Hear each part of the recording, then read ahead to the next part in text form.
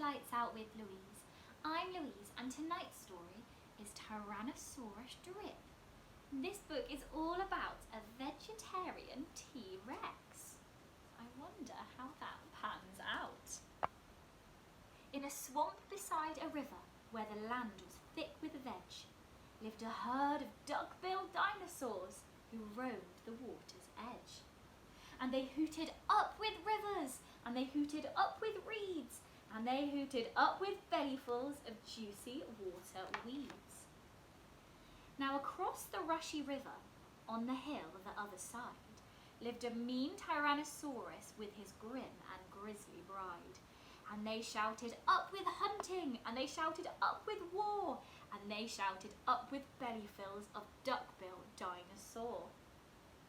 But the two Tyrannosauruses, so grisly, mean and grim, couldn't catch the duck-billed dinosaurs because they couldn't swim. And they muttered, "Down with water," and they muttered, "Down with wet," and they muttered, "What a shame that bridges aren't invented yet." Now a little Compsognathus, but for short we'll call her Comp, found a duckbill egg and stole it from a nest behind the swamp. She swam with it, and she ran with it, and she murmured, "Clever me," and won't the baby Comps be thrilled with duckbill egg for tea? She dropped the egg in terror and went running for her life from the mean Tyrannosaurus and his grim and grisly wife. And the duckbill egg went rolling, and at last it came to rest in, of all unlikely places, the Tyrannosaurus nest. Now, the mother T had great big jaws and great enormous legs, but her brain was rather little and she couldn't count her eggs. And she sang, "Hatch out, my terrors, with your scaly little tails and your spiky little toothies and your scary little nails." Out hatched babies 1 and 2, as perfect as could be. But Mother T was horrified by baby number 3. And she grumbled, "He looks weedy," and she grumbled, "What long arms, and look, his mouth is like a beak." "He just needs feeding up," said Dad, and gave the babes some meat. The first 2 gulped and guzzled, but the third refused to eat.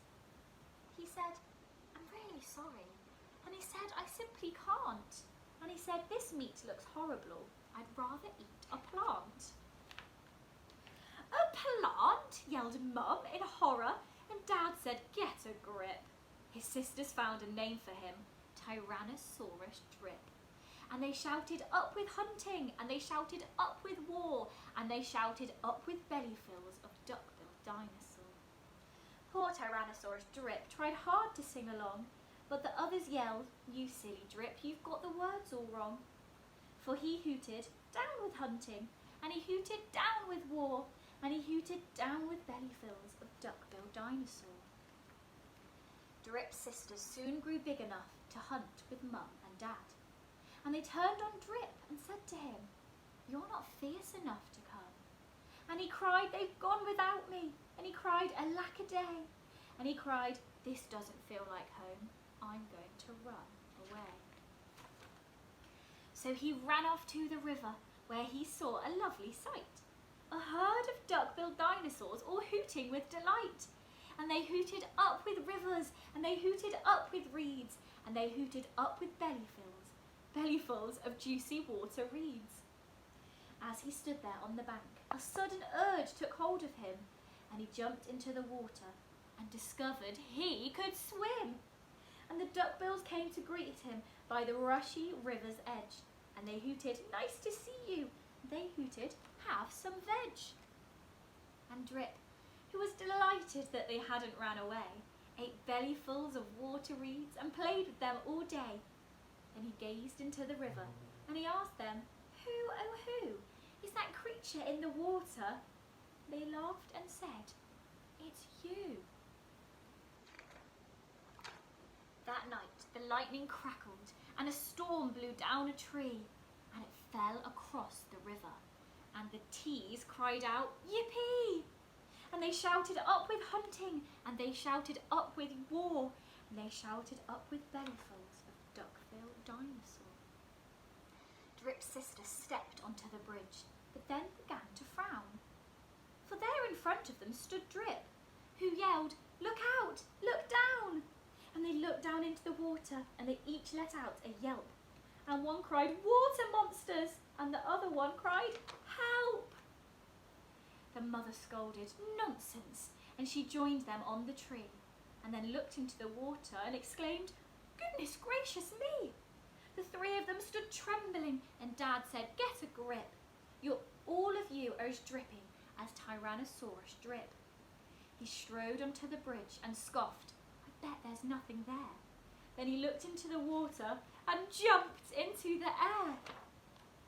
And how the duckbills hooted when he landed with a crash, and the tree bridge broke, and 4 Tyrannosauruses went splash.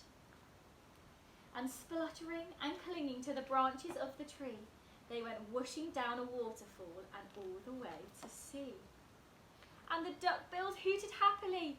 They hooted, "Hip, hip, hip, hooray for the heroic, one and only Duckbill Drip." What a brilliant story, and I loved all those rhymes. It makes it so fun to read and so fun to listen to. So I hope you enjoyed this story this evening, and I hope to see you soon for another bedtime story. Good night.